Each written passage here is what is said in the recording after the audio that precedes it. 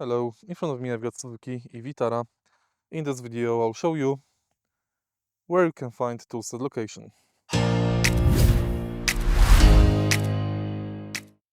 In the beginning, take a look at the trunk of your car. Open it. And right here we can find charging cable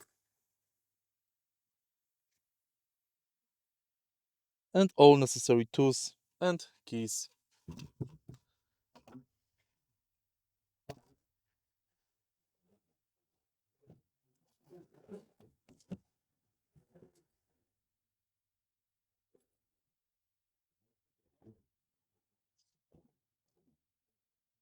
If you find this video helpful, please leave like, comment and subscribe.